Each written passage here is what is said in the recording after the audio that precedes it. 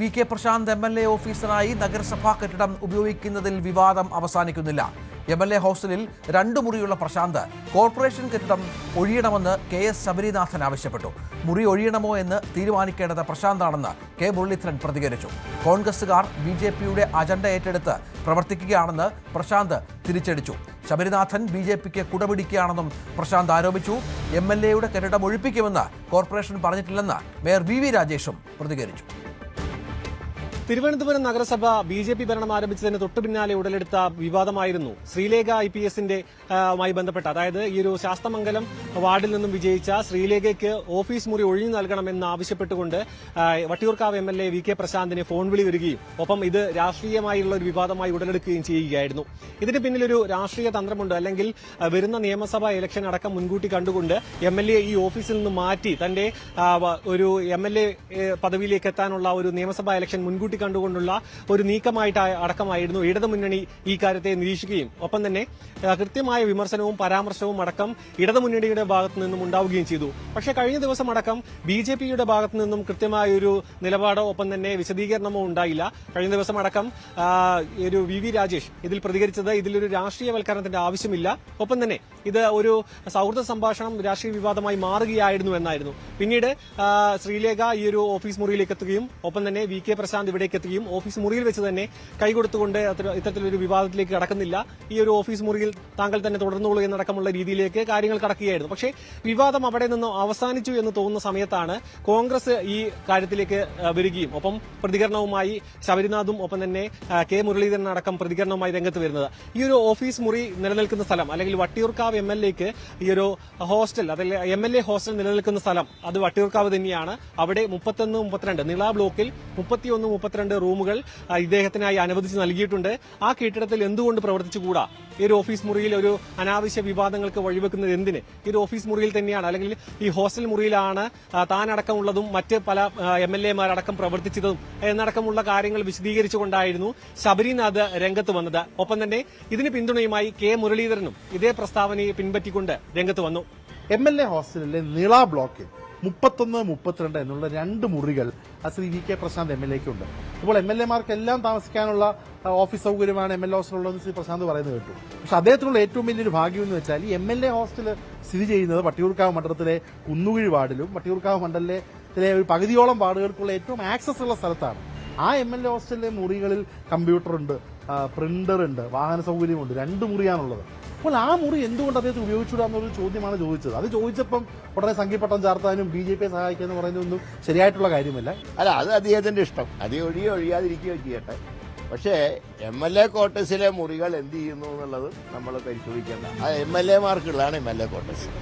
അല്ല, അതൊക്കെ അവരുടെ വഴി. അത് ഞാൻ കൗൺസിലറും MLAയുടെ വഴിക്ക് ഞാൻ തലയിടുന്നില്ല. ഞാനുള്ളപ്പോൾ ഒരു പ്രശ്നം ഉണ്ടായില്ല, അത് എനിക്ക് പറയാൻ പറ്റും. വിവാദം വീണ്ടും പുനരാരംഭിച്ചതോടെ ഇത് കോൺഗ്രസും BJPയും തമ്മിലുള്ള ഒരു രഹസ്യ ബന്ധത്തിലേക്കടക്കം വിരൽ ചൂണ്ടുന്നതായിരുന്നു CPMന്റെ നിലപാട്. ഇത് സ്ഥിരീകരിച്ചുകൊണ്ടായിരുന്നു വി കെ പ്രശാന്ത് പിന്നീട് രംഗത്ത് വന്നത്.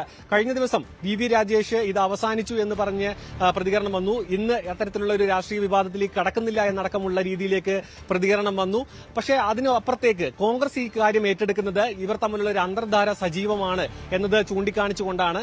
ഒപ്പം തന്നെ ഇതിൽ തനിക്ക് എഗ്രിമെന്റ് നിലനിൽക്കുന്നു, മാത്രമല്ല തനിക്ക് ഏറ്റവും എളുപ്പത്തിൽ ഈ ഒരു മണ്ഡലത്തിൽ പ്രവർത്തിക്കാൻ ഈ ഒരു സ്ഥലമാണ് ഏറ്റവും അനുയോജ്യം. മാത്രമല്ല MLA ഹോസ്റ്റലിലേക്ക് വരിക, അവിടേക്ക് സാധാരണക്കാർക്കടക്കം എത്തിച്ചേരാനുള്ള ബുദ്ധിമുട്ട്, മാത്രമല്ല ഇത്രയും വർഷം അവിടെ പ്രവർത്തിച്ചു വന്നതിന്റെ ഒരു രീതി അടക്കം മാറ്റുന്നതിൽ അത്ര അനുയോജ്യമല്ല. മാത്രമല്ല നിയമപരമായി തനിക്ക് അവിടെ തുടരുന്നതിന് അനുകൂലമായൊരു നിലപാടാണ് ഇപ്പോഴും ഉള്ളത്.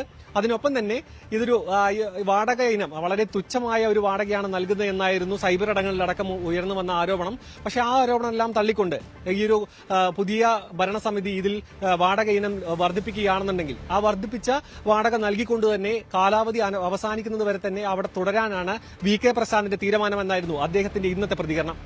നിയമപരമായിട്ടുള്ള കാലാവധി ഞങ്ങൾക്കുണ്ട്, അതിനുള്ള തുക നമ്മൾ ഒടുക്കിയിട്ടുണ്ട്. അപ്പോൾ അതുവരെ യാതൊരുവിധ നിയമ തടസ്സവും അവിടെ തുടരുന്നതിനില്ല. ഇനി മറിച്ച് കോർപ്പറേഷൻ തീരുമാനിക്കുകയാണെങ്കിൽ മാത്രമാണ് മറ്റു കാര്യങ്ങളിലേക്ക് പോകേണ്ടതായിട്ടുള്ളത്. ആ ശ്രീലേഖ ആരംഭിച്ചു വെച്ച വിവാദം അത് ഇടതുമുന്നണി ഏറ്റെടുക്കുകയും തുടർന്ന് അവസാനിച്ചു എന്ന് തോന്നുന്ന സമയത്ത് പിന്നീട് കോൺഗ്രസ് ഇതിൽ രംഗത്ത് വരികയും തുടർന്നോടെ ഇത് വീണ്ടും ഒരു രാഷ്ട്രീയ വിവാദമായി അത് മറ്റ് തലങ്ങളിലേക്ക് തുടക്കത്തിൽ ഒട്ടും പ്രതീക്ഷിക്കാത്ത തലത്തിലേക്ക് അടക്കം എത്തിച്ചേരുകയാണ്. ഒപ്പം തന്നെ കോൺഗ്രസിന്റെ BJPയെ പിന്തുണച്ചുകൊണ്ടുള്ള ഒരു നിലപാട് അത് ഇടതുമുന്നണിയും ഈ ഒരു രാഷ്ട്രീയ ആവശ്യത്തിന് അതായത് രാഷ്ട്രീയ വിവാദത്തിന് കൂടുതൽ ചൂട് പകരുന്ന തരത്തിലേക്കടക്കം കാര്യങ്ങൾ കടന്നു.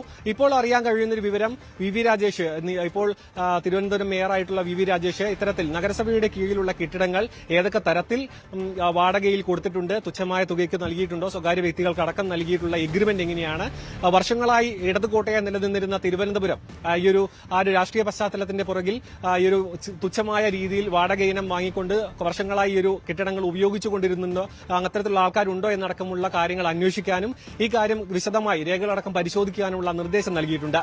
എന്തു തന്നെയായാലും ഒരിക്കൽ അവസാനിച്ചു